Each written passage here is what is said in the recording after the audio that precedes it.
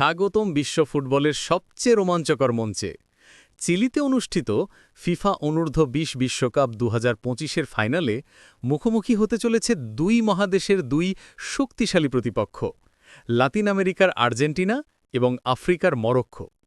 দীর্ঘ ১ মাসের লড়াই শেষে কেবল একটি দলই ছুঁতে পারবে স্বপ্নের সোনালি ট্রফি। আজ আমরা দেখব গ্রুপ পর্ব থেকে এই ফাইনাল পর্যন্ত তাদের যাত্রাপথ কতটা কঠিন ছিল। ৬ বারের চ্যাম্পিয়ন আর্জেন্টিনা গ্রুপ ডিতে তাদের মিশন শুরু করে কিউবার বিপক্ষে ৩-১ গোলের জয় দিয়ে।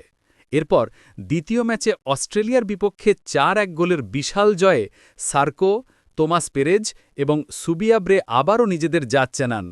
গ্রুপ পর্বের শেষ ম্যাচে শক্তিশালী ইতালিকে ১-০ গোলে হারিয়ে গ্রুপ চ্যাম্পিয়ন হিসাবে নিজেদের স্থান নিশ্চিত করে আর্জেন্টিনা। নকআউট পর্বে আর্জেন্টিনা যেন আরও অপ্রতিরোধ্য।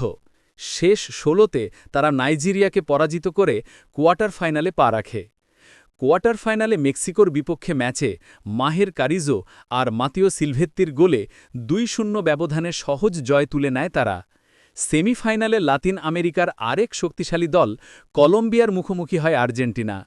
রুদ্ধশ্বাস এক লড়াইয়ে দুই দলই যখন গোলের জন্য মরিয়া, তখনই জ্বলে ওঠেন মাতেও সিলভেত্তি।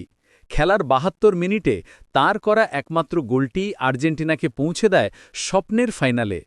এ নিয়ে টানা ৩ ম্যাচে কোনো গোল হজম না করে ফাইনালে উঠল ডিয়েগো প্লাসেন্তের শিষ্যরা। অন্যদিকে এই বিশ্বকাপের সবচেয়ে বড় চমক হয়ে এসেছে মরক্কো। আটলাস লায়ন্সরা তাদের যাত্রা শুরু করে গ্রুপ পর্বের প্রথম ম্যাচেই স্পেনকে ২-০ গোলে হারিয়ে। এরপর ফুটবল বিশ্বকে স্তব্ধ করে দিয়ে তারা শক্তিশালী ব্রাজিলকে ২-১ গোলে পরাজিত করে।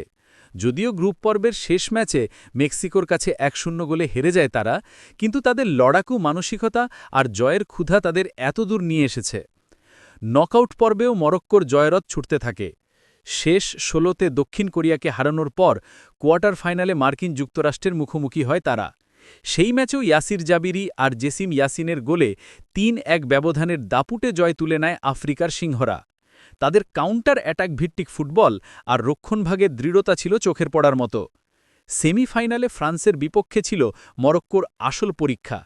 নির্ধারিত ও অতিরিক্ত সময়ে খেলা ১-১ গোলে ড্র হলে ম্যাচ গড়ায় পেনাল্টি শুটআউটে। আর সেখানেই জন্ম নেয় ইতিহাস। বদলি গোলকিপার আবদেল হাকিম এল মিসবাহির অবিশ্বাস্য সেভে ফ্রান্সকে ৫-৪ গোলে হারিয়ে প্রথমবারের মতো অনূর্ধ্ব ২০ বিশ্বকাপের ফাইনালে ওঠে মরক্কো। এক রূপকথার জন্ম দিয়ে তারা এখন শিরোপার সামনে দাঁড়িয়ে। একদিকে আর্জেন্টিনার ঐতিহ্য আর অভিজ্ঞতা, অন্যদিকে মরক্কোর অদম্য স্পৃহা আর ইতিহাস গড়ার স্বপ্ন।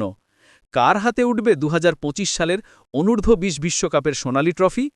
উত্তর মিলবে ফাইনালের শেষ বাঁশিতে। রুদ্ধশ্বাস এই ফাইনালের জন্য প্রস্তুত থাকুন।